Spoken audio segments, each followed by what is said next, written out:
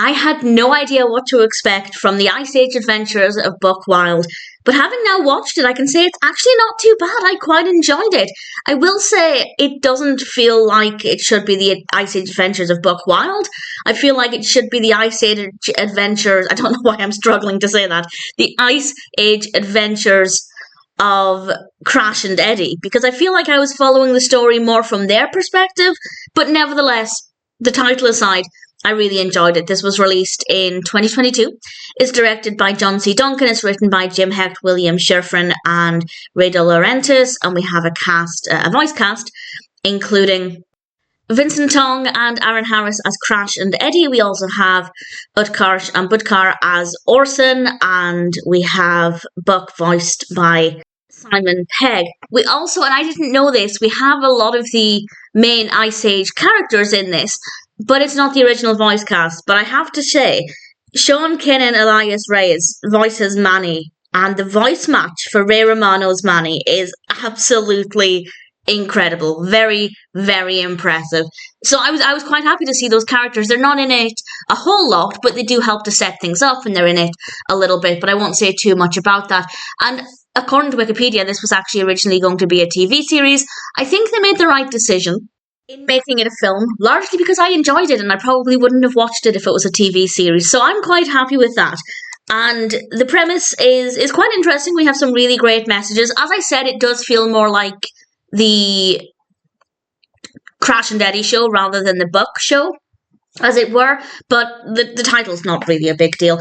And Crash and Eddie caused a bit of chaos, and they're told that they would never make it on their own. So they decide, fine, we'll go off and make it on our own. And they want to go to the Lost World.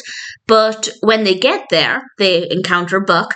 And Buck explains that Orson, a dinosaur with a very large brain, wants to control everything. And this is what it's about. It's about the fight for a more balanced Lost World and a fight against Orson. And I rather enjoyed it. I will say every time I heard the name Orson, I just I thought of Mork and Mindy. So I was in a very fun headspace watching this. I think it's very well done. There are some great messages about working together, about some people not being cruel, mean bullies like Orson is. Orson is a very nasty character, very well written, and Orson, he has an interesting backstory, though, because his nastiness comes from bullying. Not that excuses it, but he was bullied for something because of his appearance, and that led him to have a very bitter outlook and a negative attitude towards other people. Again, doesn't excuse his behaviour, but I think they made a great effort to give him a very convincing backstory, and I really enjoyed the adventure that the characters went on, and I thought it was quite fun, quite funny as well, not laugh out loud hysterical, but definitely quite amusing.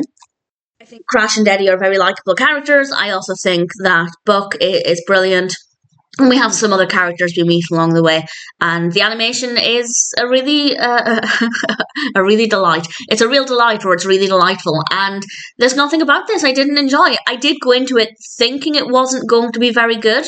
I did see the 4.3 out of 10 rating on IMDb. That's across 18,000 reviews and ratings, but there are plenty of times when a film has an overall quite poor reception, and I've enjoyed it, and also vice versa.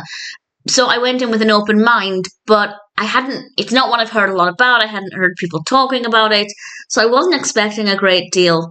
And I thoroughly enjoyed it. I thought it was pretty decent. If you're a fan of the Ice Age films in general, and you've maybe not got round to watching this yet, I'd say give it a go. It's good fun, very well executed narrative, great characters, quite funny, beautiful animation, really great voice acting.